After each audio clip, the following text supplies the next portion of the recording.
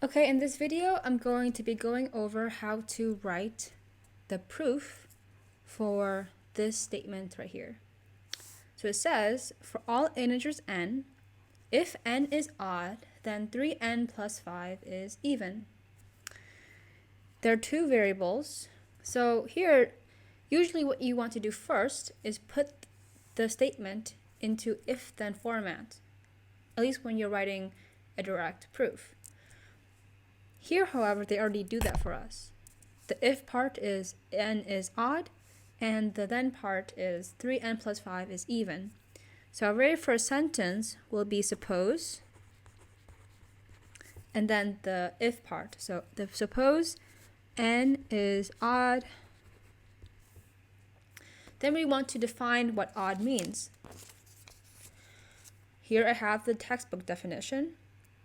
N is odd when there exists an integer k such that n equals 2k plus 1. So we could say, by definition of odd,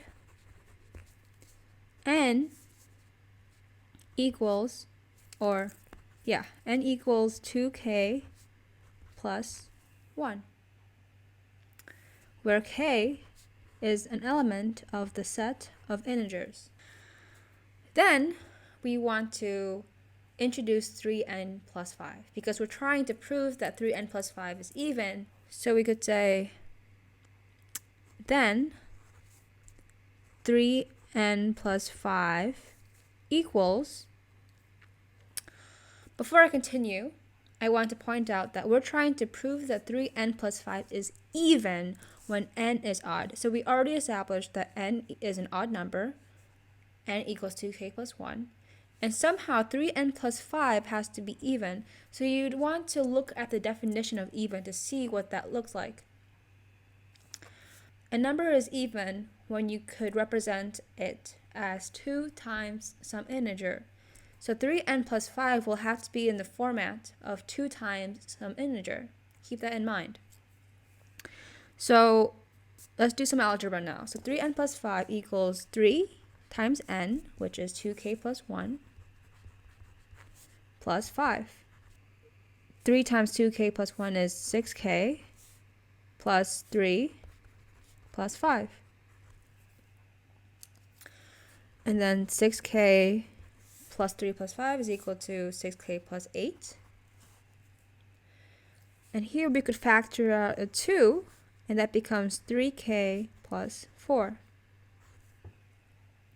And we know that 3k plus 4 is an integer because integers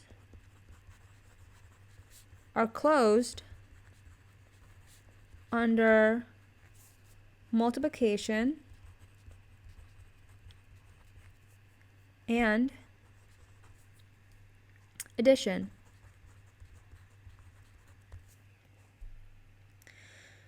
What does this mean, closed under multiplication and addition? It means when you multiply integers together, you create integers.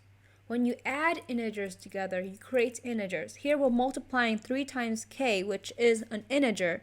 So 3 times k equals some integer, and you add that with an integer, 4, and that creates another integer. So therefore, 3k plus 4 is an integer. Keep in mind, though, that integers are not closed under division, because when you divide integers together, that does not always create integers.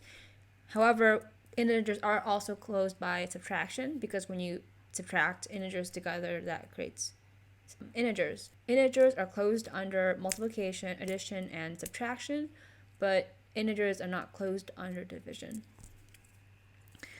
So then we could say, let r equal 3k plus 4. This means